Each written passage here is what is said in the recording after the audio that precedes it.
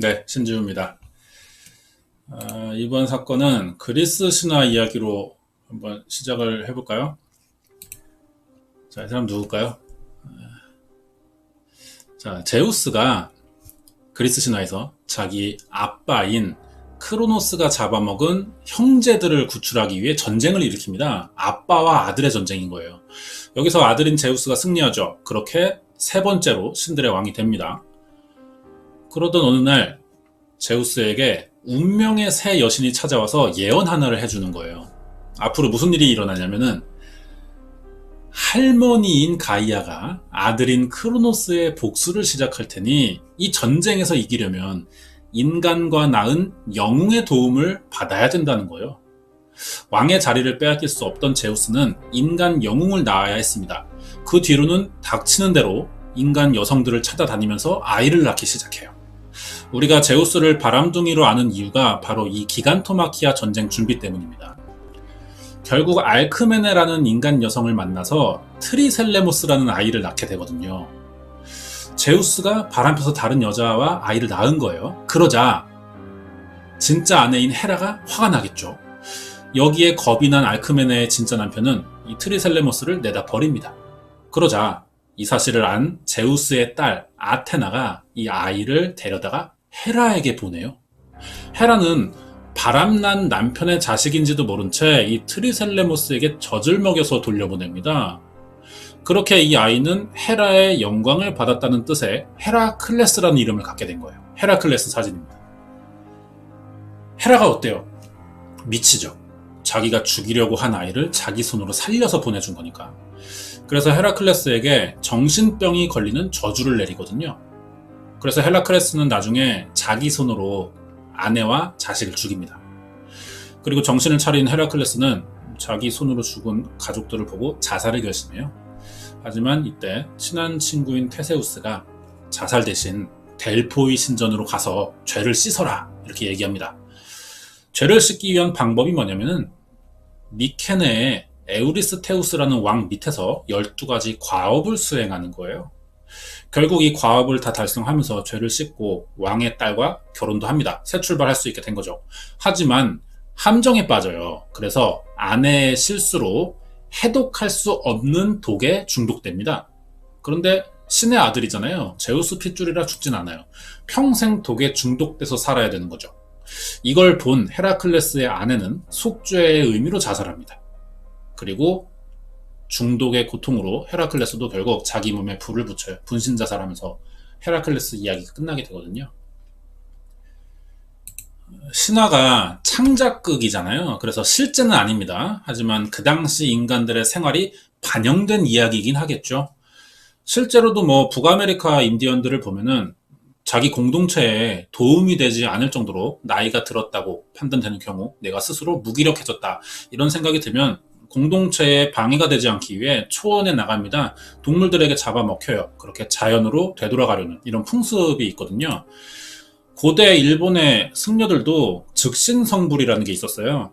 스스로 열반에 들기 위해 몸을 정화하는 의미로 음식을 끊습니다. 그리고 석관에 들어가서 고행을 시작해요. 온나무 차만 마시면서 스스로를 미라화시켜서 사망하는 겁니다. 이런 인신공양이 있었거든요. 이렇게 스스로 자기 목숨을 끊는 행위를 자살이라고 그래요. 자살은 인간이 오래전부터 해오던 이해할 수 없는 행동 중 하나입니다. 여러 이유로 자살을 선택하겠지만 결정적으로 무엇 때문에 이런 행동을 하게 되는지 이건 아직 정확한 원인이 밝혀지지 않았거든요. 지금의 인간 사회는 자살을 금지하고 있어요. 자살이 늘어나면서 사회 문제가 된 지 오래됐고 이게 전염성도 있습니다. 주변 사람들도 따라 자살하는 경우들이 생기거든요.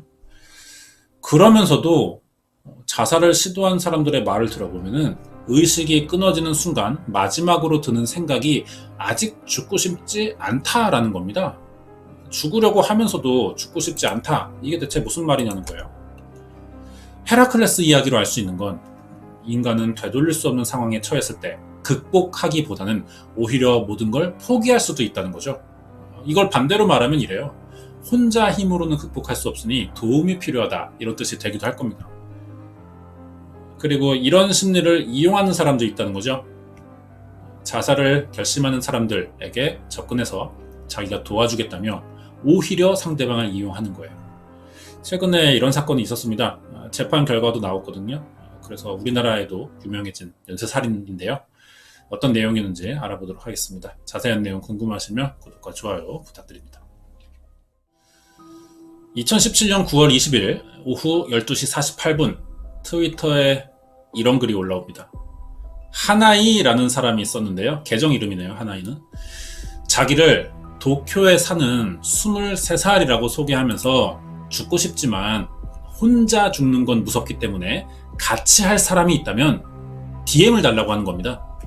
마지막엔 차가 있는 사람이 좋겠다는 말도 붙였어요. 그러니까 이거는 동반자살 구인 광고 글인 겁니다. 내용이 심각하긴 해요. 하지만 SNS라는 게 아무 때나 쉽게 만들고 지울 수도 있는 거라 계정을 관심을 끌기 위해서 자극적인 거짓말을 하는 사람들이 많거든요. 그래서 이 글을 본 사람들은 대부분 심각하게 받아들이진 않았어요. 하지만 한 달이 더 지난 2017년 10월 26일 같은 계정으로 또 글이 올라옵니다. 장문인데요. 글의 내용을 보니까 같은 계정인데 한 달 전과는 다른 사람 같아요. 왠지 문장이. 내용을 보면 자기는 이 계정 주인의 오빠이며 매일 메신저로 연락을 주고 받았지만 2017년 10월 23일부터 연락이 되지 않자 여동생을 실종 신고해 경찰 조사가 진행 중이라는 내용이거든요. 원문이 굉장히 길어요. 중요한 것만 이제 뽑은 건데 더 말하자면은 자살 모집을 한 뒤 많은 사람들에게 연락이 왔었다고 합니다. 꼭 올린 글 때문이 아니더라도 무조건 자살 이야기만 했었고 동생이 이야기가 구체적으로 오가다가도 죽는 것에 대한 공포감으로 도중에 멈춘 적이 많았다는 거예요. 자살을 고민하고 있었다는 거죠. 여동생이 3일 전엔 먼저 어떤 사람에게 DM을 보내서 연락을 시도했는데 예전에도 여동생이 자살 구인을 했었나 봐요. 그때 연탄가스를 이용하겠다고 여동생이 말하자 연락하던 사람이 이런 말을 했대요. 그런 방법은 미수에 그칠 가능성이 높으니까 목을 조르거나 매는 걸 제안했다고 합니다. 그리고 죽을 결심이 생긴 그날 오전 9시 30분쯤 여동생이 연락을 하면서 4시간 뒤 어느 전철역 앞에서 만났는데 혹시 여동생의 행방이나 관련 제보를 기다린다는 이런 내용이에요. 이 두 번의 트윗은 전부 사실입니다. 하나이라는 계정으로 자살 모집 글을 올린 사람은요 23살의 타무라 아이코라는 여자였어요. 이틀 뒤에도 죽고 싶다는 글을 다시 올렸고 불안정한 정신 상태를 보였습니다. 그러다 결국 한 달 만에 실종이 된 거예요. 그나마 다행인 건 오빠가 여동생 트위터의 계정과 비밀번호를 알아서 접속을 했고 동생이 평소 여러 사람들과 자살을 주제로 연락을 주고받은 이런 사실을 알게 된 겁니다. 그래서 경찰 신고가 가능했고 트위터에도 도움을 요청하는 이런 글을 쓸 수 있었던 거예요. 그러자 이 글을 본 어느 익명의 여성에게 연락이 옵니다. 사라진 타무라 아이코가 평소 연탄가스 중독으로 죽고 싶어 했고 3일 전 연탄가스보다 목을 조르는 방법을 추천한다고 DM했었던 그 남자가 누군지를 안다는 거예요. 자기는. 타무라의 오빠는 바로 이 여성의 제보를 경찰에 알렸습니다. 경찰은 이 여성을 만났어요. 이 여성을 통해서 타무라 아이코에게 연락했다는 그 남자를 찾아보기로 했죠. 제보자 여성의 연락으로 여기거든요. 소부다이마의 역이라고 합니다. 여기서 문제의 그 남자와 만날 약속을 잡아요. 경찰과 근처에 숨어 있었죠. 약속 장소에 이 남자가 나타납니다. 하지만 경찰이 바로 이 사람을 잡지 않았어요. 계속 숨어서 지켜만 봤습니다. 타무라 아이코가 아직 살아있다면 이 남자에게 감금됐을 가능성이 있겠죠. 그래서 거주지를 알아내기 위해 미행해 볼 생각이었어요. 이 남자는 시간이 지나도 만나기로 한 여성이 나타나지 않자 돌아갑니다. 경찰이 뒤쫓았고 이 남자가 돌아간 곳은 어느 아파트 2층이에요. 여기 사는 걸로 보이는데 문을 열고 들어가는 순간 경찰이 달려들었습니다. 경찰이 집에 들어가면서 가장 먼저 느낀 게 뭐냐면 일단 어두웠고 냄새가 굉장히 심했다는 거예요. 불을 켜보니까 방 안에 웬 박스 여러 개가 쌓여 있었거든요. 경찰은 이 집에 사는 남자에게 타무라 아이코를 아는지 물어봤죠. 그러자 말없이 아이스박스를 가리키는 겁니다. 집에서 나는 냄새들은 모두 이 아이스박스에서 나오고 있었거든요. 8개가 쌓여 있었는데 그중 4개에서 9개의 잘린 머리와 240개 정도의 사람뼈가 나옵니다. 이게 대체 무슨 일이고 이 남자는 또 누군지, 왜 사람뼈를 보관하고 있는지 한번 알아보도록 하겠습니다. 2017년 10월 31일 체포된 이 남성은 27살의 시라이시 타카히로라고 합니다. 1990년 10월 9일생이에요. 부모와 여동생이 있고 사건 현장인 카나카와현 자마시엔 4살 때 이사 왔어요. 그리고 자살을 고민하는 이런 사람들만 노려 연쇄살인을 하다 붙잡힌 겁니다. 어릴 때 시라이시를 찾아보면 얌전하고 착했다 그래요. 여동생도 잘 돌봤고 운동을 유독 좋아했는데 유치원 때부터 축구를 많이 했다 그래요. 중학교에 들어가면서 야구와 육상부도 들어갔고 특별활동 수준 이상이었다고 합니다. 좋아하는 게. 운동을 열심히 했고 항상 주변에다 운동 이야기를 많이 했다 그래요. 그런데 이상한 건 이렇게 꾸준히 운동부 활동을 했지만 정작 이 시기에 운동하는 사진을 찍은 건 한 장도 없다는 거죠. 이유가 알려져 있지는 않아요. 하지만 지나고 나서인지 한번 생각해보면은 아마 이때부터 시라이 씨가 좀 이상한 성격을 드러냈던 건 아닌가. 그래서 다들 피했지만 당사자만 눈치 못 챘을 이런 가능성도 있는 거죠. 그럴 만한 게 고등학교 들어가면서부터 운동은 더 이상 하지 않거든요. 아예 취미를 확 끊어버렸어요. 대신 슈퍼에서 집 근처였는데 아르바이트를 시작합니다. 이때 주변 사람들 말 들어보면은 자기 방 창문에 비닐을 붙여서 다 가려놨었다는 거예요. 상당히 폐쇄적이고 스스로 외부와 차단한 느낌을 많이 받았었다고 합니다, 사람들이. 그렇게 좋아하던 외부 활동을 갑자기 멈춘 이유도 알 수는 없지만 심경에 큰 변화가 있었던 거겠죠. 고등학교 때 정신 상태가 불안정했다는 이야기도 있어요. 동창생들 말 들어보니까 2학년 때 2주 동안 학교에 오지 않은 적이 있었다고 하는데 이때 호텔에서 수면제 먹고 자살 시도를 했었다고 합니다. 자살 시도의 이유도 밝혀지진 않았어요. 분명 중학교 때와 다르게 어떤 문제가 생겼고 이게 정신적인 문제로 이어지면서 대인기피 증상이 생겼던 것 같기도 하죠. 그래도 아르바이트를 했다는 점에서 사회 부적응보다는 어떤 충격에 의한 정신적으로 일시적인 적응장애였던 건 아닐까 이렇게도 생각이 듭니다. 분명한 건 자살 기도를 할 만큼 심각한 일을 고등학교 때 겪었다는 거예요.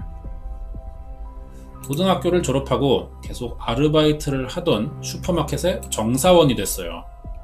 이때 다시 큰일이 하나 일어나는데 시라이 씨가 고등학교 졸업하면서 엄마와 여동생이 집을 나간 겁니다. 여동생이 명문사립대에 들어갔거든요. 그러면서 같이 엄마랑 나간 거예요. 이걸 주변에서 굉장히 이상하게 생각했어요.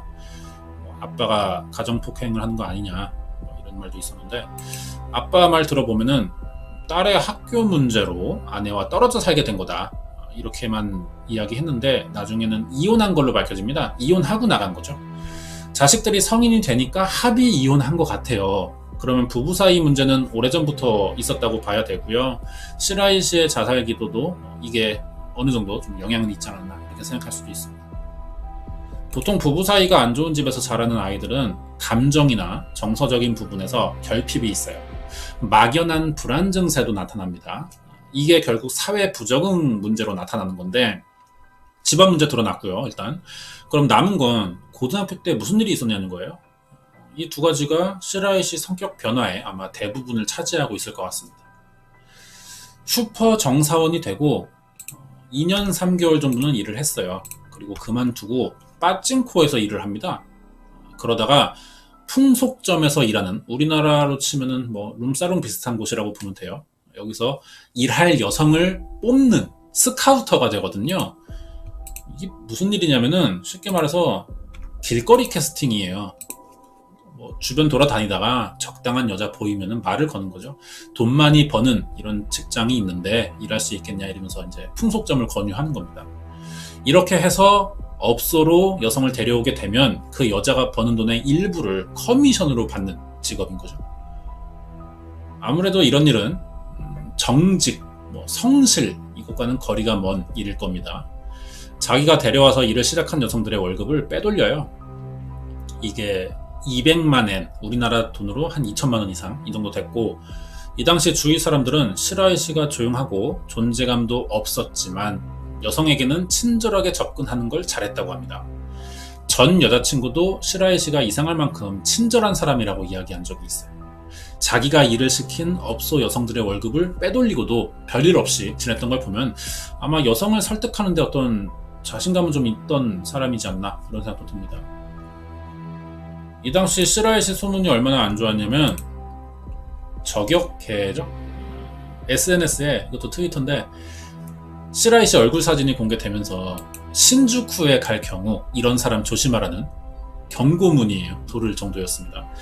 이렇게 스카우터로 일하다가 결국 2017년 2월에 범죄 수익 은닉과 매춘 방지법 위반 혐의로 성매매 알선 말하는 거죠. 징역 1년 2개월에 집행유예 3년을 받아요. 집행유예 기간에 사고를 치진 않아서 징역까지는 않았고요.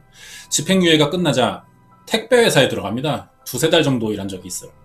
그러다 갑자기 그만두는데 이유는 단순해요. 일하기 싫어서입니다. 벌써 성격이 보이는 거죠. 성인이 일을 좋아서 하는 경우는 많지 않아요. 책임감과 목표 때문인 건데 이런 게 전혀 없는 사람인 겁니다. 그럼 어떻게 생활비를 벌었냐 이때부터. 성매매 알선으로 재판을 받고 한 달 뒤부터 트위터를 시작해요. 시라이 씨 계정이 이겁니다. 트위터로 뭘 했냐면 자기를 목매단 사람이라고 소개해놨거든요. 여기.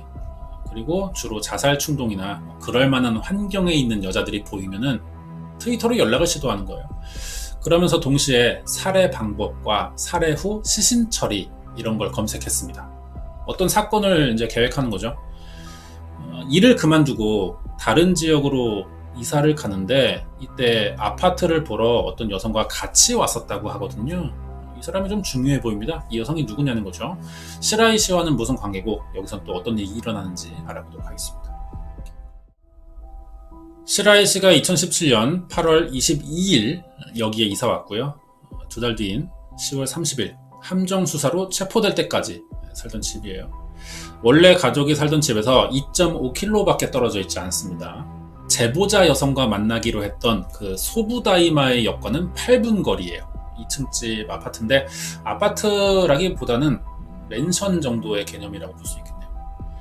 사실 시라이 씨는 여기 이사하면서 집 계약을 해야 되잖아요. 집주인과 만난 적이 없어요. 그럼 이 집주인은 어떻게 시라이 씨가 다른 여자와 같이 왔다는 이 사실을 알았느냐?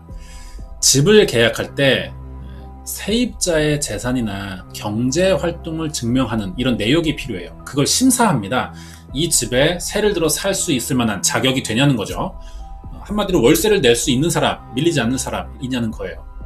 이 심사를 통과해야 계약이 가능하다는데 시라이 씨에겐 부족한 부분이 많았습니다. 통장에 돈이 없었던 거예요. 그러자 시라이 씨는 같이 온 여성에게 그 자리에서 51만엔을 500만원 이상이죠, 우리 돈으로 입금 받았고 집주인은 이 내역을 확인하면서 집을 계약했던 거예요. 그럼 이 사람은, 돈을 준 사람은 누구냐? 미우라 미즈키라고 합니다. 엄마, 오빠와 같이 사는 21살 여성이에요. 중학교 동창 증언으로는 얌전한 성격이고 학교 생활을 잘했다고 하는데 고등학교 졸업하고 대학에 가진 않았어요. 인력 파견 회사에 들어갑니다. 돈을 일찍 벌다 보니까 시라이 씨에게는 51만엔이나 되는 돈을 빌려줄 수 있던 거죠. 회사 사람들도 미우라가 조용하고 얌전한 성격의 여성이라고 기억했거든요. 성격상 미우라가 시라이 씨 같은 사람과 알고 지냈을 거라고는 아무도 짐작하지 못했을 겁니다. 미우라도 트위터에서 시라이 씨를 알게 됐어요. 자세하게 알려지진 않았지만 성매매 알선 이후인 2017년 3월부터 시작한 트위터에서 주로 자살 징후를 보이는 여성들에게 말을 걸기 시작했잖아요, 시라이 씨가. 그런 걸 보면 미우라도 아마 이 시기에 자살을 좀 생각하지 않았나, 이런 가능성이 좀 보입니다.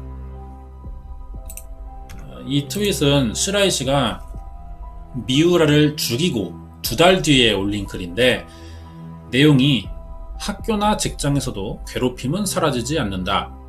매일같이 지나가는 장소, 만나는 사람과 잘 지내지 않으면 정신적으로 몰려간다. 세상에는 뉴스가 되지 않겠지만 자살 미수를 해버린 괴로운 기억을 가진 사람들이 많이 있다고 생각한다. 그런 사람들에게 힘이 되고 싶다. 이런 내용이에요. 되게 이런 식으로 사람들을 이제 낚아온 거죠. 적당한 여성이 보이면 자기가 자살을 도와주겠다면서 연락을 할 때도 있고요. 특히 목매는 방법을 추천해 왔어요. 실제로 시라이 씨는 미우라에게 같이 죽자는 말을 한 적이 있습니다. 뭐 아파트 보러 같이 갔던 거는 이 말에 동의를 했기 때문이 아닌가 이런 생각이 들어요. 둘 사이에 어떤 대화가 있었는지 다 알 수는 없지만 집 보러 다니고 돈도 빌려주니까 남들에겐 사귀는 사이처럼 보였을 수도 있습니다. 하지만 미우라는 어차피 죽을 생각이니까 51만 엔을 그냥 줘버린 것 같아요. 돈에 미련이 없겠죠. 이렇게 시라이 씨가 새 집에 계약을 한 건데 이사 하루 전날 미우라의 트위터에는 다시 자살 시도를 해보고 싶다, 실종한다 이런 암시글을 올리기도 했어요. 여기서 이상한 건 시라이 씨가 아파트에 들어갈 당시에 그 부동산에서 한 달간 무료 거주를 할 수 있는 이벤트를 진행했다는 거예요. 우리나라에선 이거 상상도 못하는 일인 건데 어쨌든 시라이 씨는 한 달의 월세를 아낄 수 있던 겁니다. 그런데도 무료 거주 이벤트 없이 바로 집을 계약해버렸다는 거예요. 여기서 시라이 씨의 목적이 드러나는 거죠. 보통 새로운 집에 이사하면은 생필품을 사야 됩니다. 그런데 시라이 씨는 고글, 마스크, 식칼, 톱, 손도끼, 송곳, 요리용 가위를 샀어요. 이사한 날 시라이 씨는 미우라를 집에 부릅니다. 술을 마시면서 대화를 좀 하다가 미우라가 취하자 수면제를 먹여 재우고 성폭행했어요. 이 사진은 시라이 씨 집의 방 구조입니다. 아까 말했던 아이스박스 보이죠? 아파트라고 해서 집이 큰 건 아니고요. 거의 복층식 원룸 같은 구조예요. 이거는 실제 집 내부는 아니고 재현해 놓은 사진입니다. 성폭행이 끝나자 준비한 로프로 미우라를 2층에 목을 매달았어요. 이미 죽을 생각을 가진 사람이면 돈에 대한 미련이 없을 테니 시라이 씨가 처음부터 이런 걸 노리고 자살을 생각하는 사람에게 접근해서 집으로 유인해 돈을 뺏고 성폭행한 뒤 죽이는 이러한 목적으로 범행을 저지르는 것 같습니다. 그러면 시신 처리를 이제 해야 되는데 어떻게 했냐? 이미 톱, 도끼 이런 거 준비했었죠. 화장실에서 이제 시신 훼손에 있었고 아이스박스에 담았던 거예요, 전부. 뒤처리하는 데만 3일이 걸렸고요. 이때 자기가 식욕이 사라지거나 뭐 두통도 생기면서 심적으로 복잡했다고 하는데 처음 하는 일이라 뭐 능숙하지도 않고 정신적으로 부담이 됐겠죠. 하지만 금방 익숙해졌다고 합니다. 시신을 훼손하면은 종이봉투에 나눠 담아서 자전거 타고 동네에 보이는 쓰레기통에 이제 나눠버리는 거예요. 이렇게 시신을 처리했죠. 어쨌든 범행 목적은 금품 갈취 뭐 이렇게 생각하면 되겠습니다. 하지만 그 과정에서 성폭행 살인을 경험한 거잖아요. 범행의 재미가 들린 거예요. 이때부터 성폭행을 연출하는 포르노들을 보기 시작했고요. 이대로 해보고 싶다는 생각도 들었다고 합니다. 범행의 목적이 점점 달라지기 시작하는 거죠. 시라이 씨의 연쇄살인은 이렇게 시작됐습니다. 네, 앞부분에서는 사건 개요와 시라이 씨라는 사람에 대해서 알아봤고요. 이제 피해자 알아보고 어떤 수법이었는지 알아보도록 하겠습니다.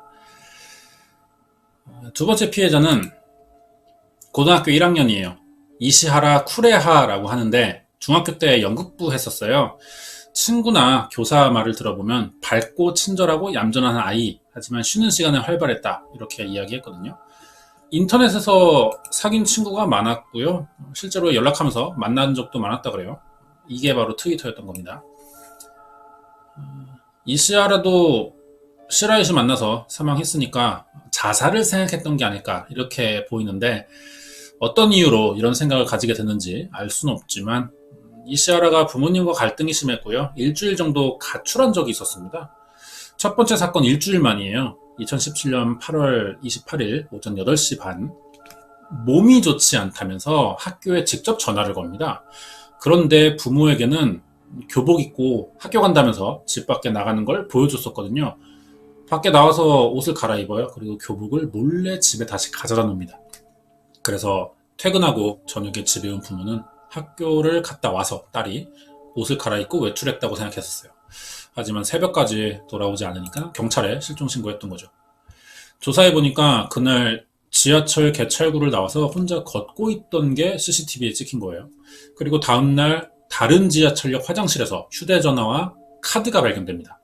하지만 이미 외출한 날 시라이 씨 집에서 성폭행 살해당했던 거예요. 사체 처리는 미우라 때와 같은 방법이었고요. 머리는 아이스박스에 보관했습니다. 그리고 세 번째 범행이 이틀 뒤에 벌어지는데 2017년 8월 30일이에요. 갑자기 이번에는 남자를 집으로 부릅니다. 유일한 남성 피해자예요. 20살의 니시나카 쇼코라고 하는데 고등학교에서 복지과 졸업했고 요양시설에서 일했어요. 지역 락밴드에서 베이스 연주도 하던 사람인데 시라이 씨를 어떻게 알았냐면은 이 사람이 첫 번째 피해자인 미우라의 남자친구입니다. 그래서 셋이서도 만난 적이 있었다는 거예요. 미우라가 사망하기 2달 전에 헤어졌는데 둘이 한 2, 3년 정도 사귀었다 그래요. 그런데 헤어지니까 우울증이 오고 정신과 약 처방을 받은 적이 있었다고 합니다. 헤어지긴 했어도 가끔씩 연락은 하는 사이였는데 8월 23일부터 미우라와 연락이 되지 않게 된 거예요. 그래서 걱정이 되니까 찾으러 다녔습니다. 시라이 씨 입장에서 보면은 자기 얼굴도 아는 사람이고 자기가 죽인 미우라의 전 남자친구기도 하니까 자기의 존재가 드러날 수도 있겠다고 생각한 것 같아요. 그래서 먼저 연락을 합니다. 니시나카에게 술을 마시자고 연락해서 자기 집으로 불렀던 거죠. 니시나카도 같은 방식으로 술에 취하자 수면제 먹인 뒤 로프로 목을 졸랐고 사체 훼손 뒤 머리는 아이스박스에 보관했어요. 이 아이스박스에는 고양이 모래를 깔았다고 합니다. 왜냐? 또 자신만의 범행 노하우죠. 시신 부패에서 이제 냄새가 나니까 그걸 없애기 위한 목적으로 고양이 모래에 머리를 묻었던 거죠. 범죄가 계속될수록 이제 나름의 노하우가 좀 만들어지고 있는 거예요. 네 번째 피해자, 19살이고요. 사라시나 히나코라고 합니다. 대학교 2학년이고요. 문학부에서 국문학 전공했어요. 적극적인 성격은 아니지만 말을 잘했다고 합니다. 9월 15일이고 세 번째 범행 23일 만이에요. 아르바이트에 다녀온다면서 집을 나갔다가 사라집니다. 이날 시라이 씨를 만나서 사망했던 건데 어떤 과정으로 알게 됐는지 알려진 게 전혀 없어요. 범인과의 관련 정보가 가장 없는 피해자기도 합니다. 다섯 번째는 후지마 히토미라는 사람이에요. 26살, 유흥업소에서 일했고요. 이혼했다가 같은 남편과 다시 재혼합니다. 그랬지만 가정 형편 문제로 또 이혼해서 혼자 딸을 키우고 살았어요. 남편이랑 사이가 나쁜 건 아니라서 서류상 이혼이었고 이제 별거 중인 관계 이랬습니다. 히토미도 자살을 생각하던 사람이에요. 이유는 결혼 생활이 어려워지자 자기도 돈을 벌어볼 생각이었지만 딸이 발달 장애가 있다고 합니다. 그래서 보육원에 받아주지 않는 거예요. 육아 피로까지 쌓이는 데다가 유흥업소 일을 하면서 우울증이 왔고 자살 시도를 하게 되는데 이걸 남편이 계속 말려왔다고 합니다. 그러다 이제 실종됐고요. 나중에 발견된 소지품에서 자살한 사람들이 부럽고 이번엔 성공하자 이렇게 써놓은 노트가 발견됐어요.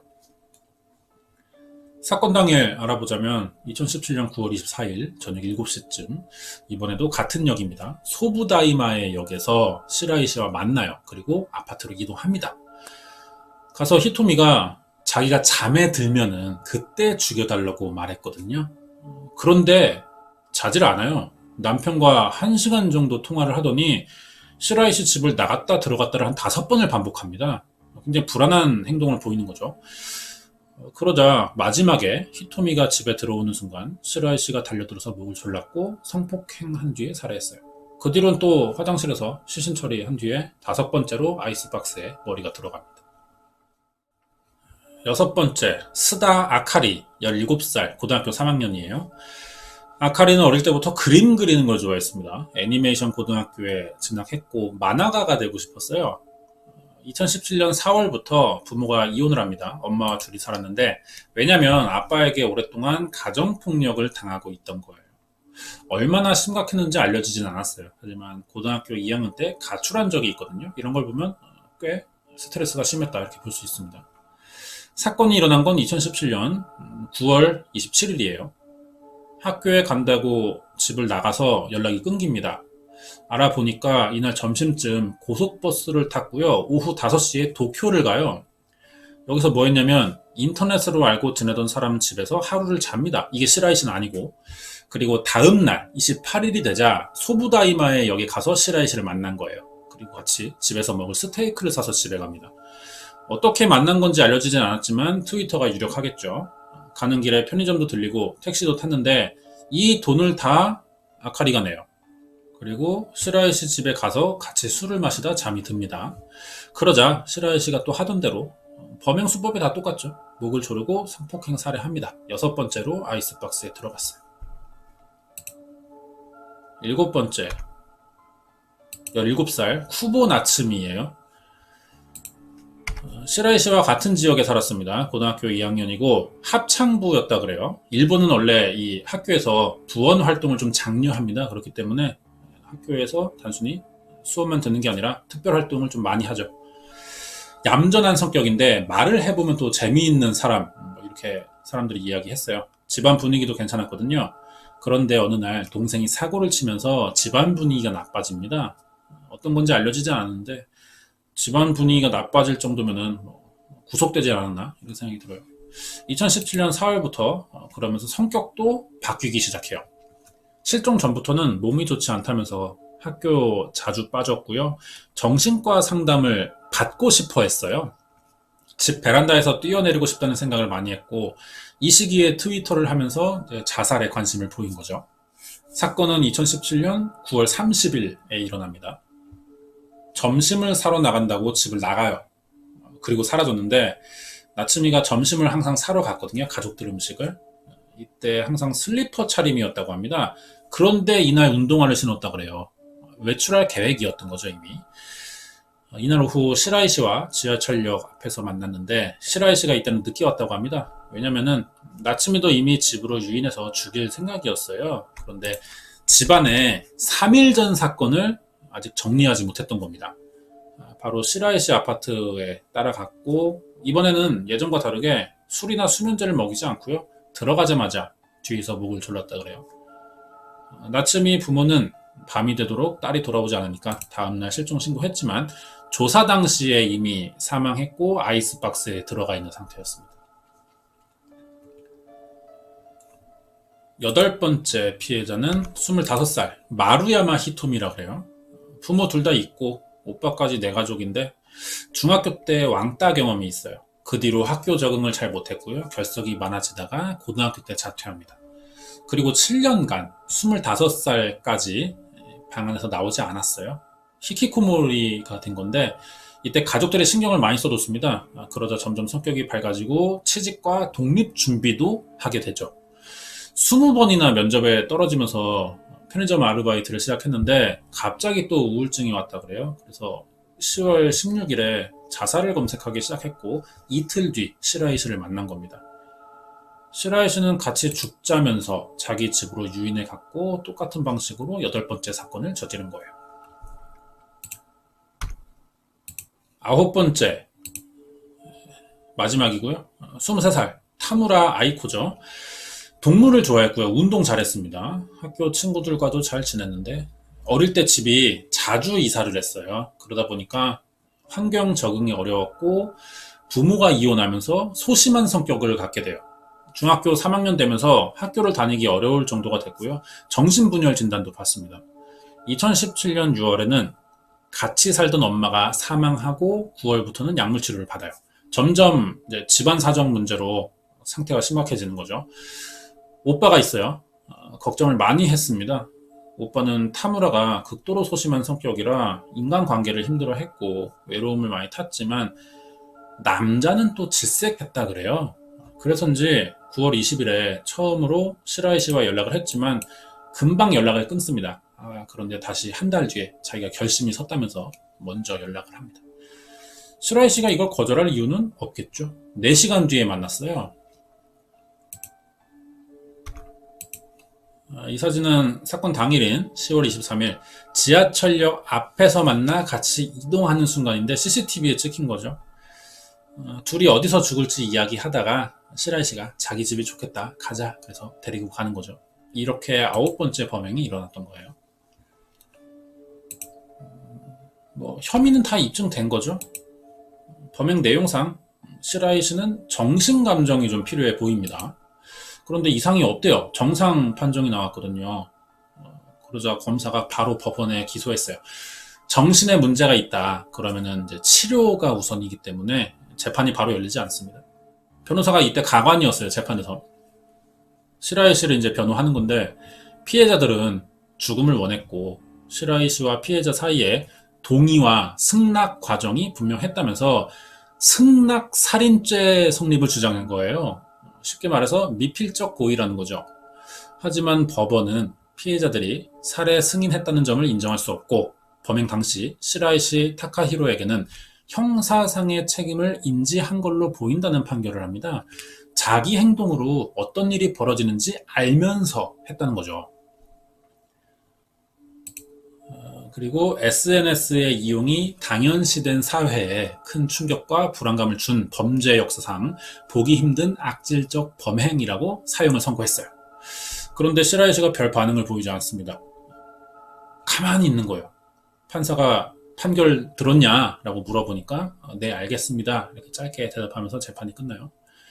변호인 측은 피고가 항소를 원하지 않았지만 사형 판결이 나온 이상 어떻게 할지는 다시 대화해 보겠다면서 항소를 검토했는데요. 하지만 의외로 시라이 씨가 피해자 가족들에게 가능한 폐를 끼치고 싶지 않고 신속한 형 집행으로 죗값을 치르고 싶다며 재판을 더 원하지 않는 입장이라 항소가 취하됩니다. 그렇게 사람 목을 졸라 죽이더니 이제는 자기도 교수형을 받게 된 거예요. 네, 알려진 사건 내용은 여기까지고요. 이제 관련된 이야기를 좀 해보겠습니다. 자, 이 사진이 뭐냐면요. 시라이 씨가 범행에 필요한 사전 지식을 전부 인터넷 검색으로 알게 됐거든요. 이 사진은 일본의 5채널이라는 사이트예요. 원래 이름은 우리가 잘 아는 2채널입니다. 한국에서도 유명했는데 이게 소유권이 넘어가면서 이름도 바뀐 거예요. 여기로 2017년 8월 2일이었어요. 이런 글이 올라온 거죠. 고기 50kg을 얻게 됐는데 이걸 어떻게 처리해야 될지 모르겠다는 글입니다. 이게 얼만큼의 양이냐면은 보통 돼지 한 마리 손질하면은 100kg 가까이 나오거든요. 그러니까 반 마리 정도 되는 겁니다. 통돼지. 사과 박스로 하나 정도 나올 것 같아요. 선물 받기에 너무 많은 양이죠. 이걸 좀 체감하자면은 유튜브에서 좀 잘 먹는 먹방 유튜버들도 한 3, 4kg 정도 먹거든요. 그게 정말 많이 먹는 양인 건데 50kg 양이라는 거예요. 가정집에서 이만큼의 고기를 쓸 이유는 없어요. 그리고 애초에 이만큼의 고기를 다루는 사람이라면 사냥꾼이나 도축업자 정도겠죠. 그러면 취급 방법은 당연히 알 겁니다. 이런 질문 자체가 너무 이상한 거예요. 어떻게 생각해봐도 정상적인 상황은 아니기 때문에 이 글을 본 사람들은 아마 여기서 말하는 고기가 사람 시체일지도 모른다는 반응이었거든요. 그럴만 했던 게 시라이 씨가 연쇄살인을 시작하기 20일 전에 올라온 글입니다. 시신을 어떻게 처리할지 알아보는 사전 준비 과정이었을지도 모른다는 거예요. 하지만 이 글을 쓴 사람이 정말 시라이 씨인지는 밝혀지지 않았죠. 그래도 50kg이라는 거는 흔한 일이 아니기 때문에 어느 정도의 좀 가능성이 있지 않나 생각됩니다. 시라이 씨는 살인이 이게 처음이에요. 연쇄살인으로 9번 했지만 이 첫 살인부터 그 전에는 강력범죄가 없거든요. 그 전에 범죄 전과라고는 성매매 알선밖에 없습니다. 처음으로 저지른 사건인데도 굉장히 치밀했어요. 인터넷 검색으로 범죄 지식을 공부했는지 피해자 중 2명에게만 목 졸린 흔적이 있습니다. 다 목 졸라 죽였는데 나머지 7명에겐 이런 자국이 없거든요. 사건이 없어요. 왜냐면은 혹시나 자기가 집에 보관하는 이 머리를 밖으로 옮겨야 될 경우 그러면은 발견될 수도 있겠죠. 결국 이때 사인을 알 수 없도록 피해자들 목에 수건을 감고 목을 매달았다 그래요. 성폭행한 뒤에도 반드시 속옷과 바지를 입혀서 목을 매달기도 했습니다. 가장 특이한 건 시신 보관 방법이에요. 이것도 인터넷 검색을 하다가 생각난 아이디어였다고 하는데 신체는 부위별로 절단이 가능하죠. 그런데 머리는 관절이 없어요. 그래서 자르기 어렵고 부피도 크기 때문에 하는 수 없이 집안에 보관하는 방법이 가장 안전했다고 생각한 거죠. 그래서 아이스박스에 보관했던 겁니다. 그래도 시간이 지나면 부패는 일어나기 때문에 냄새가 나니까 이걸 고양이 모래로 어느 정도 해결했고요. 부패 시간도 늦추기 위해서 가끔씩 얼음을 넣기도 했어요. 그래도 이 시신 부패라는 거는 냄새를 완전히 막을 수가 없습니다. 그만큼 강해요. 이웃 사람들은 시라이 씨 집을 지날 때마다 태어나서 처음 맡는 이상한 냄새가 났고 고기를 끓이는 듯한 냄새도 났다고 했거든요. 이 진술 때문에 시라이 씨가 피해자들의 살을 먹은 건 아닌지 뭐 이런 의심도 많이 했었습니다. 집안 구조 다시 한번 보자면 말이 아파트지 이건 3평 정도 되는 원룸이에요. 화장실도 욕조가 가로 세로 1m 정도 됩니다. 작은 공간이거든요. 이 안에서 시신 처리를 하기는 어려웠을 거예요. 일곱 번째 사건에서 시라이 씨가 약속 장소에 늦게 나타났죠. 3일 전에 사건 뒤처리가 아직 안 끝나서 그랬던 건데 좁은 공간이니까 아무래도 움직이기도 불편하고 시간이 많이 걸렸을 겁니다. 이렇게 작은 방에서 아이스박스 3개와 수납박스 4개를 두고 썩어가는 머리 9개를 2달 가까이 보관했던 겁니다. 이 기간에 시라이 씨는 죄책감이 들거나 겁이 나진 않았고 잡히는 것보다는 시신 썩는 냄새로 악취나 벌레가 생길까봐 이게 더 걱정됐다 그래요. 범행 후 시신 훼손 전에는 피해자들을 사진 찍어두기도 했습니다. 이런 거는 전형적인 연쇄살인범들의 트로피 수집 개념이거든요. 범행 내용이 이렇다 보니까 일본에서는 시라이 씨를 모르는 사람이 없을 정도예요. 우리가 유영철을 생각하는 정도의 느낌이고요. 시라이 씨는 한국에서도 많이 알려져 있습니다. 자살하고 싶은 사람들을 노린 연쇄살인범 이런 인식이 강한데 알려진 내용 때문이긴 하겠죠. 하지만 실제로는 조금 다른 이야기도 있습니다. 당연히 시라이 씨는 죽을 생각이 없어요. 희모라는 관계를 원했던 겁니다. 이게 우리말로는 끈이란 뜻이거든요. 희모가. 정확히는 여성들과의 스폰 개념에 가까울 것 같아요. 여자가 마음에 드는 남자를 자기 집에 두고 금전적인 지원을 해주면서 데리고 사는, 키우는 이런 느낌의 관계인데 시라이 씨는 자기가 일도 하기 싫고 그렇다고 재주도 없어요. 능력도 없으니까 여성들에게 매력적으로 보이기는 어렵겠죠. 그래서 자살을 생각하는 여성들을 노렸던 겁니다. 우울증이 있고 정신적으로 약해져 있으면 자기가 꼬시기 쉬울 거라는 생각을 한 거죠. 그래서 트위터를 이용하기 시작했고 계정도 5개나 만들었어요. 주로 자살, 우울, 외로움 이런 단어들을 검색해서 트윗이 이제 나오겠죠. 키워드로. 그런 여자들에게 연락을 했고 자살을 자기가 도와주거나 같이 죽자면서 만나면 또 굉장히 잘해줍니다. 말도 잘하고 잘 챙겨주고 하면서 점점 감정적으로 호감이 있는 상태를 만들어요. 그렇게 희모 관계를 맺어가는 겁니다. 더 이상 살 생각이 없는 여성들이라 돈에 대한 미련도 없고 큰 돈을 갑자기 써도 후회는 되지 않겠죠. 여기에 해당되는 게 첫 번째 피해자인 미우라 미드치였던 거예요. 시라이 씨는 미우라가 고등학교 졸업 후 돈을 바로 벌었기 때문에 아마 이런 것도 트위터 글을 확인하면서 정보를 좀 미리 얻었던 거겠죠. 일찍 돈을 벌기 시작했으니까 돈이 꽤 있을 거라는 생각이 들었고요. 이걸 뺏고 싶었다고도 진술했습니다. 그래서 같이 죽자며 접근했고 막상 만나서는 동거하자고 설득했어요. 이렇게 집을 보러 다니면서 51만 엔을 받아냈던 겁니다. 하지만 생각보다 큰 돈을 받은 거예요. 그래서 이거를 돌려줘야 될지도 모른다는 생각이 들었습니다. 그래서 인터넷으로 살인 방법과 사체 처리를 검색해서 범행을 계획했던 거죠. 자기도 미우라를 죽인 건 안타깝다고 그랬어요. 왜냐면은 계속 희모 관계로 이용할 수 있었는데 그러지 못해서 안타깝다는 겁니다. 피해자들은 다 우울증이 있고 자기 이야기를 그래서 외부에 잘 알리지 않는 성격이라 사건 전에 일들이 잘 알려져 있지는 않아요. 그래서 첫 사건은 추측이 많은데 미우라는 죽을 생각을 했던 게 아니라 새 남자친구를 구하다 시라이 씨를 만난 걸 수도 있다는 겁니다.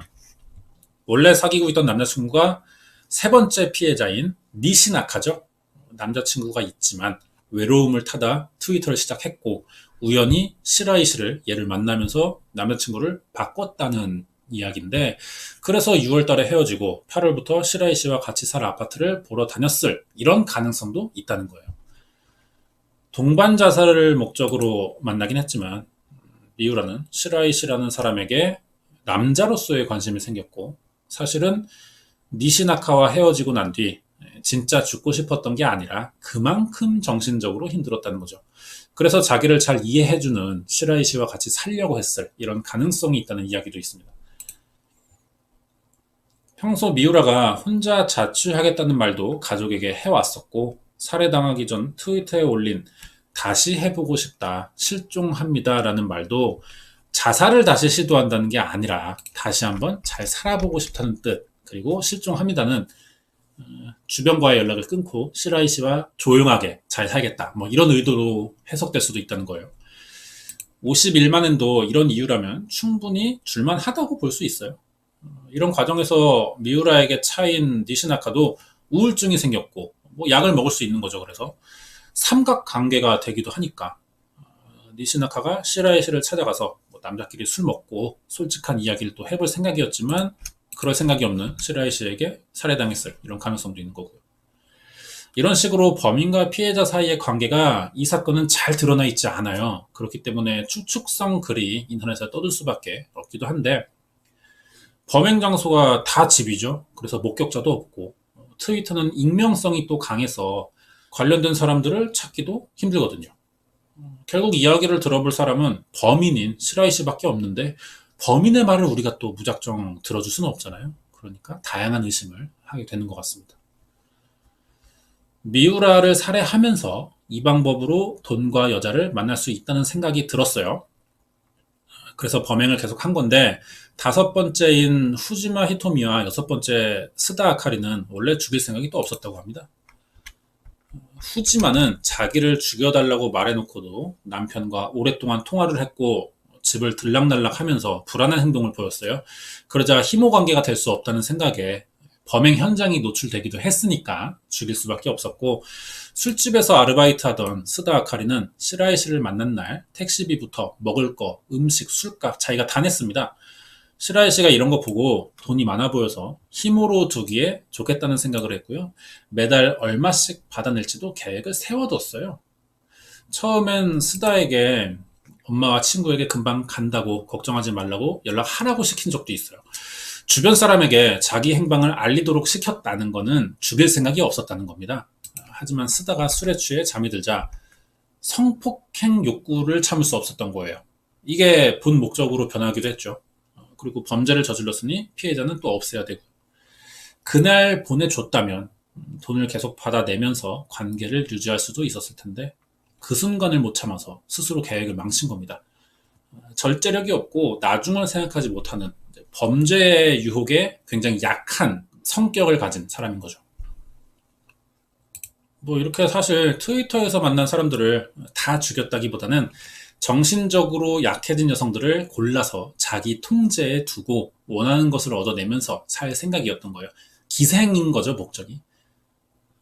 무조건 죽이려고만 한 건 아니고요. 관계를 만드는데 실패할 경우 그때 죽였던 겁니다. 시라이 씨와 같은 방식으로 만난 여성 중에는 생존자도 3명이 있었습니다. 범행 방식이 유명해지면서 생존자는 기사가 나가긴 했지만 이렇게 관심을 잘 받지 못했거든요. 32살의 안마사와 유흥업소에서 일하는 22살 그리고 고등학생인데 안마사에겐 8월부터 밥을 얻어먹기 시작했고요. 같이 호텔도 다니면서 10월까지 2달간 만났어요. 그러니까 살인 시기랑 겹치는 겁니다. 동시에 여러 명을 바꿔가면서 만났던 거죠. 유흥업소에서 일하던 여성은 남자친구가 경찰에 체포돼 죽고 싶다는 글을 트위터에 올린 적이 있어요. 이걸 놓치지 않은 시라이 씨가 연락을 했고 집요하게 만나자고 설득합니다. 9월부터 10일간 동거를 하기도 했죠. 이 여성과는 성관계가 없었거든요. 이게 시라이 씨의 큰 목적 중 하나인데 이유가 뭐냐면 자기가 예전에 업소 스카우터 출신이었다는 거죠. 그래서 이런 쪽에 일하는 여성은 피했다는 거예요. 왜냐면은 이런 직업이 야쿠자와 연결되는 경우가 많기 때문에 자기가 위험할 수도 있겠다고 판단한 거겠죠. 그래서 만나온 날짜도 좀 적은 겁니다. 그런데 네 번째 사건을 이 여성과 같이 살던 기간에 저지른 걸로 확인됐거든요. 친구를 만나러 간 사이에 여자가 같이 살다가 10일 사이에 외출했을 때 다른 여자와 트위터로 연락해서 집으로 데리고 와서 죽인 거예요. 네 번째 피해자죠, 이게. 7시간 만에 뒷처리까지 다 끝낸 겁니다. 나중에는 시신 처리도 굉장히 빨라졌어요. 2시간 만에 모든 범행을 끝낼 만큼 익숙해집니다. 이때까지도 이 동거하던 업소에서 일하는 여성은 시라이시 집 아이스박스에 사람 머리가 있다고는 전혀 생각하지 못했거든요.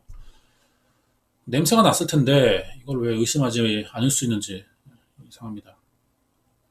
이 아이스박스는 시라이시가 먼저 밝히기도 했어요. 이상하게도 필요 없어 보이는 아이스박스를 여러 개 쌓아두고 있으니까 이 여자가 물어봤거든요. 그러자 자기가 사람들의 자살을 도와주고 있으며 안에는 시신이 들어있다고 밝힙니다. 여자가 놀라면서 경찰에 들키지 않겠냐고 물어보니까 시라이 씨가 괜찮다면서 뚜껑을 열어서 보여주는 거예요. 그러니까 이 여자가 도망갔어요. 다시는 찾아오지 않았다고 합니다. 자, 세 번째 생존자는 고등학생이죠.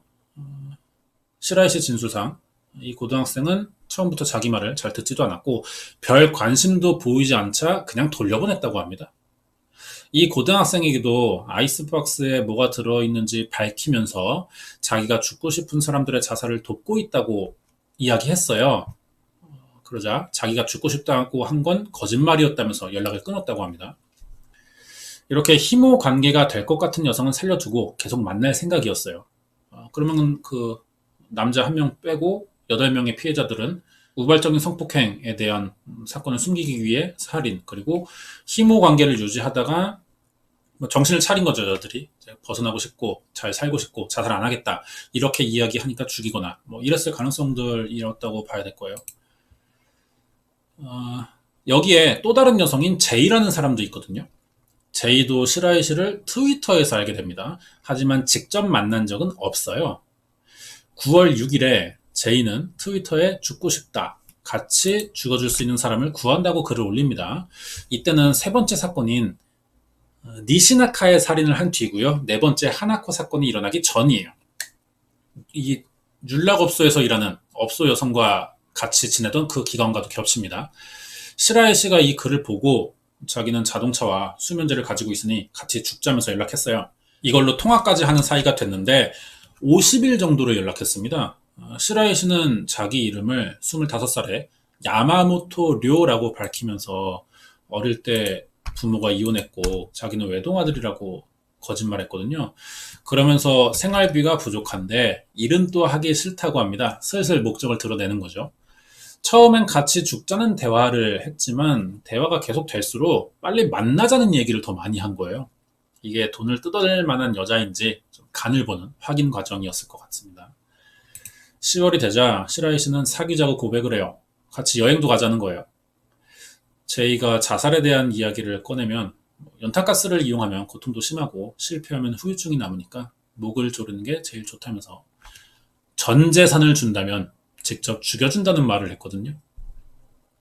제이는 자살당하고 싶다는 마음도 있어서 시라이 씨와의 관계를 계속 이어갔던 거예요. 시라이 씨가 점점 자기 이야기를 꺼냈다고 합니다.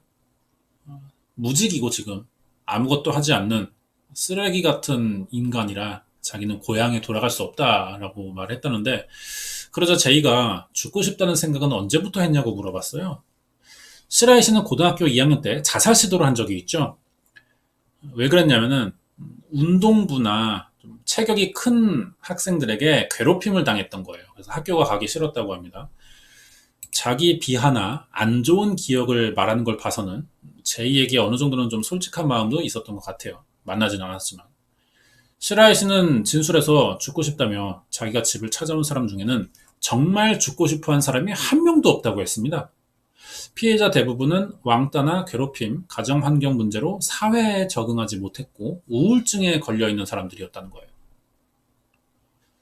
그러니까 시라이 씨도 이런 사람이었던 거죠.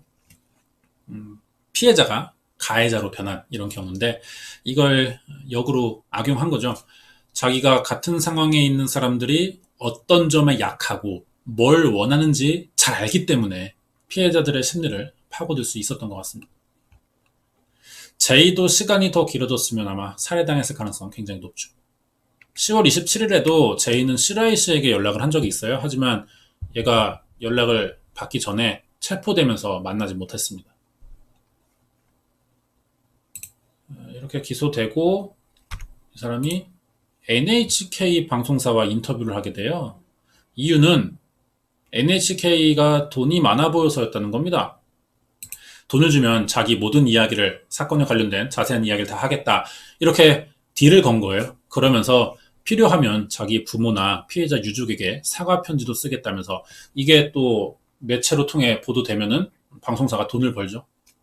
그렇게 이제 이해관계를 만들려고 한 건데 예, 누구에게 보낼지에 따라 받을 금액을 또 정해두기도 했습니다. NHK는 인터뷰 때마다 3만 엔을 줬어요.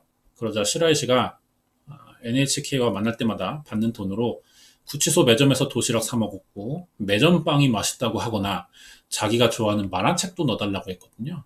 반성할 생각이 하나도 없는 거죠. 사건에 관련된 질문을 하자 뭐 이래요. 피해자들에게 이렇게 말하면 실례인지 모르겠지만 평소 재난 재해나 교통사고로 많은 사람들이 죽는데 자기가 저지른 사건이 이것과 같다, 마찬가지라면서 사과할 생각은 없다는 거예요. 그러면서도 돈만 주면은 그때는 사과도 하고 편지도 쓸 수 있다고 밝힌 겁니다. 어차피 증거도 다 있기 때문에 재판에서 전부 다 말할 생각이고 오히려 피해자 때문에 자기가 잡혔다는 말도 했어요. 피해자에게도 잘못이 있다는 말은요, 사회성이 떨어지는 연쇄살인범들에게서 자주 들을 수 있는 말이기도 합니다. 시라이스를 잡을 수 있게 피해자인 타무라의 오빠와 경찰에게 제보한 여성이 누구인지는 공개되지 않았어요. 아마 피해자 보호 때문에 경찰이 밝히는 것 같지 않은데 시라이 씨와 만났던 생존자 3명 중 1명일 가능성이 높죠. 이 사람을 뭐 굳이 조금만 추측해보자면은 제인은 일단 만난 적이 없어요. 그러니까 얼굴을 몰라서 현장에서 봐도 증언할 수 없겠죠. 제외하고 시라이 씨의 얼굴을 아는 윤락업소, 마사지사, 이 사람들은 성인이고 직업이 있어요. 시간적 여유가 많은, 그러니까 고등학생이 좀 트위터를 할 시간이 많지 않을까요? 그러면은 이 고등학생이 아마 타무라가 올린 도움을 달라는 글을 발견했을 가능성이 좀 높아 보입니다. 이 고등학생은 시라이 씨를 만나서 자살 시도를 해본 적이 있다는 말을 들었어요. 시라이 씨가 목이 졸려 죽는 게 좋다고 말했는데 목을 보니까 정작 시라이 씨 목에는 졸린 흔적이 없었다는 거죠. 그래서 거짓말하고 있다는 생각이 들었고요. 빨리 집으로 돌아갔다고 합니다. 시라이 씨는 이 고등학생이 자기 말도 잘 듣지 않았고 관심이 없어 보여서 돌려보냈다고 했기 때문에 정황상 이 고등학생이 제보자에 제일 가까워 보입니다. 시라이 씨 집 조사할 때요. 8개의 박스 중에 1개가 비어 있었어요. 이게 10번째 피해자 머리를 넣으려고 준비한 거였습니다. 제보자 여성을 노리고 준비해 뒀던 거겠죠. 여기까지인데 재판은 뭐 이야기할 게 없어요. 너무 상식적인 결과예요. 올해 2021년에 열렸는데 당연히 사형 나왔고요. 시라이 씨가 항소 포기하면서 형이 확정됐습니다. SNS를 이용한 연쇄살인은 처음 보는 것 같아요. 이것도 시대 흐름에 맞춰서 바뀌는 새로운 수법이라고 봐야겠죠. 기존의 수사 방식이 통하지 않는 걸 보여준 사건이었고요. 그래서 검거하는데도 시간이 걸렸던 겁니다. 사건 며칠 뒤인 2017년 11월 3일에 트위터 본사에서 자살과 자해를 조장하는 트윗이나 잔인하고 폭력적인 사진의 사용을 금지하는 쪽으로 서비스 약관을 변경했거든요. 이 사건 때문이라고는 뭐 딱히 할 수는 없겠지만 트위터는 익명이라는 장점과 동시에 인터넷 범죄의 확대를 가져온 계기가 되기도 했어요. 지금 SNS는 가장 강력한 커뮤니케이션 수단이고요. 사회예요. 그 안에 또 사회가 있습니다. 인터넷 문화예요. 인간관계를 만들고요. 경제 활동도 가능합니다. SNS가 직업인 사람도 있거든요. 이렇게 인간이 모여드는 공간은 항상 범죄가 또 따라올 수밖에 없기도 하죠. 지금 트위터에서는 마약 거래나 납치 사기가 일어나고 있고요. 최근에는 성범죄의 수단으로도 많이 쓰이고 있습니다. 시라이 씨의 연쇄살인도 트위터를 이용한 범죄였죠. 그러면서도 동시에 SNS로 검거가 또 가능했던 거예요. 어떻게 이용하느냐에 따라서 사회적 영향이 좀 다를 수 있습니다. 해외와 다르게 우리나라는 인터넷 실명제를 사용한 적이 있어요. 잠깐 하다가 폐지됐지만 다시 시행하자는 이야기가 또 나오고 있거든요. 인터넷 실명제도 사용제 폐지와 비슷합니다. 찬반의 이유가 너무 명확하고요. 근거도 둘 다 설득력을 가지고 있어요. 오랫동안 그래서 결과를 내지 못할 이야기가 될 것 같습니다. 경찰은 이런 사건을 경험한 적이 많지 않았겠죠. 그래서 수사 방법도 막막했을 거예요. 우리나라도 실제로 사이버 수사대에 신고 접수해 본 사람들 말 들어보면은 담당 경찰이 왜 피해를 입게 된 건지 구조를 이해하지 못하는 경우들이 좀 많다고 합니다. 사이버 수사대에 근무하는데도. 그만큼 인터넷은 유행이 너무 빠르게 변해요. 그만큼 범죄 수법도 빠르게 진화하고요. 파악되기 전에 또 변할 겁니다. 준비한 내용은 여기까지예요. 이번 이야기는 2017년 일본에서 일어난 자살 도우미 시라이시 타카히로의 연쇄살인 사건 파일이었습니다.